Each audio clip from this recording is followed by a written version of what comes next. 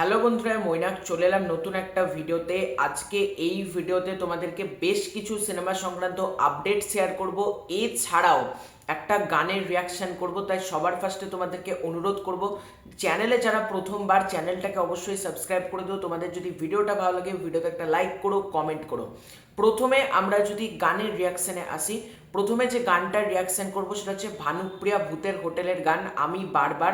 দেখো, এই গানটা গতকাল চলে এসেছিল, কিন্তু আমি আনফর্চুনেটলি কিছু অসুবিধার কারণে গানটার রিয়াকশন করতে পারিনি, তার জন্য এক্সট্রিমলি সরি। এই গানটা কেমন লাগলো আমাকে এক লাইনে যদি ব্যাখ্যা করতে বলো, দেখো গানটা অসম্ভব সুন্দর হয়েছে, অসম্ভব সুন্দর। মানে গানটাকে কোনো আমার শব্দ দিয়ে ব্যাখ্যা করার ভাষা নেই।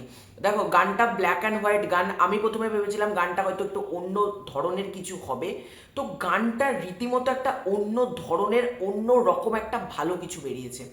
এই গানটা আমি তোমাদেরকে বলবো হেডফোন লাগিয়ে শোনো, এত সুন্দর গান হয়েছে। মানে ভানুপ্রিয়া ভূতের হোটেলের আমি বলবো বেস্ট গান এটা। এবং উইন্ডোজকে অসংখ্য ধন্যবাদ বনি সেনগুপ্তকে এভাবে ইউজ করার জন্য। দেখো, বনি অনেক কাজই করেছে, অনেক কাজকে আমরা খিল্লি করি, কিন্তু এই যে একটা ডিরেক্টর টিম বা একটা ভালো প্রোডাকশন হাউসে কাজ করলে যেটা একটা ভালো কিছু বেড়ায়।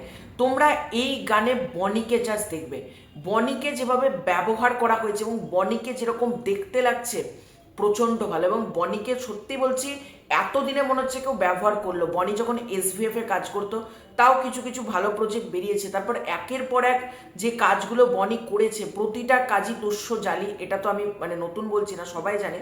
কিন্তু এখানে বনিকে যেভাবে ব্যবহার করা হয়েছে, বা স্বস্তিকা দত্ত, স্বস্তিকা দত্তকে যেভাবে ব্যবহার করা হয়েছে এই দুজনের মধ্যে, এবং ব্ল্যাক অ্যান্ড হোয়াইটে গানটা প্রথমে ছিল যে ব্ল্যাক অ্যান্ড হোয়াইটে আপলোড কেন, তারপর যখন গোটা গানটা শুনলাম আমি বললাম না, এই গানটা ব্ল্যাক অ্যান্ড হোয়াইটেই ঠিক আছে। এই গানটা কালার ফেললে ভালো লাগবে না। ওই যে গানের মধ্যে একটা হার্ট টাচিং ব্যাপার, বা গানটা যে মনে এসে লাগা, সেটা কালার গ্রেডিং করলে কিন্তু ভালো লাগবে না। ব্ল্যাক অ্যান্ড হোয়াইটেই ঠিক আছে। এবং ভানুপ্রিয়া ভূতের হোটেলের আমি এখনো পর্যন্ত বেস্ট গান এইটা রাখবো। অসম্ভব ভালো হয়েছে, এটাকে আমি আলাদা করে ব্যাখ্যাই করতে পারবো না। এত ভালো, এত সুন্দর একটা গান হয়েছে। আমি বলবো তোমরা গিয়ে জাস্ট গানটা শোনো।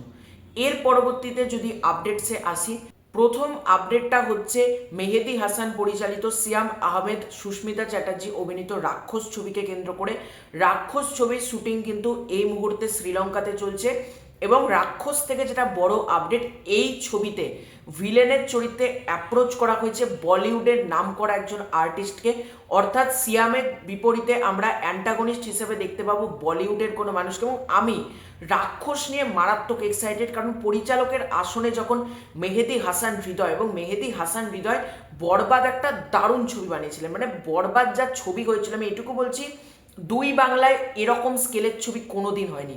বরবাদের পর তিনি বানাতে চলেছেন রাক্ষস, এবং রাক্ষসের সিয়াম সুস্মিতাকে তো আমরা পাচ্ছি। তার পাশাপাশি বলিউডের কোন অ্যাক্টর থাকে সিয়ামের বিপরীতে, সেটা আমি দেখার জন্য প্রচণ্ড এক্সাইটেড। দেখা যাক কি হয়, সিয়ামের বিপরীতে আমরা কাকে দেখতে পাই। এর পরবর্তী আপডেটটা হচ্ছে শাকিব খানকে কেন্দ্র করে। শাকিব খানের সিনেমা প্রিন্স ছবির শুটিং কিন্তু অবশেষে গতকাল থেকে স্টার্ট হয়ে গিয়েছে।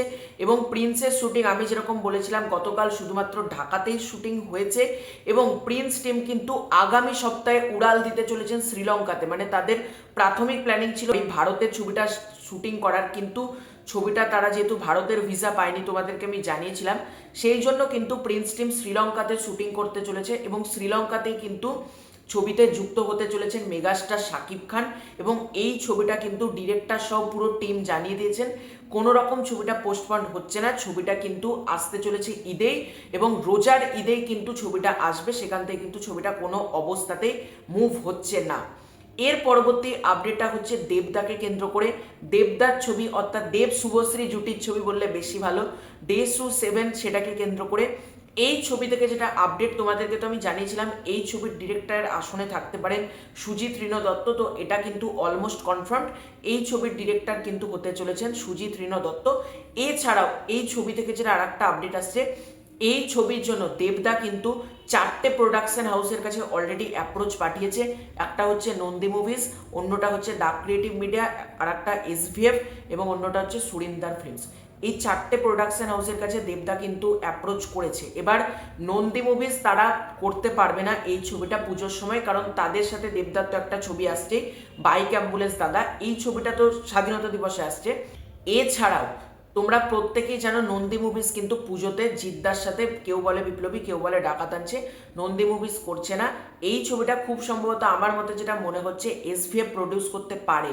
মানে যেটা দেখতে পাচ্ছি দেবদা এবং এদিকে তোমার মহেন্দ্র সোনি, আমরা দুজনকে পাশাপাশি বসতে দেখেছি, একটা ছবি দেবদা মহেন্দ্র সোনি দুজনেই পোস্ট করেছে। এবং আরও একটা বড় ব্যাপার তোমাদেরকে এখানে জানিয়ে রাখি, সুরিন্দার ফিল্মস কিন্তু দুর্গাপুজো পায়নি। এবং তোমরা যদি দেখো ডাক ক্রিয়েটিভ মিডিয়ার পক্ষে কিন্তু এত বড় ছবি মাউন্ট করা কখনোই সম্ভব না। আমার মতে এসভিএফ কিন্তু এই ছবিটা প্রডিউস করতে পারে, এবং যদি তারা করে এই ছবিটার আউটপুট একটা দারুণ আসবে। এবং দেবদা নিজেও চাইছেন না একা এত বড় ছবির রিস্ক নেওয়ার জন্য, কো ভেঞ্চারে বেসিক্যালি ছবিটা হতে চলেছে। দেখা যাক ছবিটা কেমন হয়। ছবির অফিসিয়াল অ্যানাউন্সমেন্ট কিন্তু এই মাসেই চলে আসবে, এরকমও কিন্তু জানানো হয়েছে।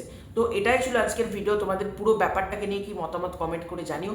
চ্যানেলে প্রথমবার হয়ে থাকলে চ্যানেলটাকে সাবস্ক্রাইব করে দাও। খুব শীঘ্র দেখা হচ্ছে নতুন কোনো ভিডিওতে, ততক্ষণের জন্য বাই বাই।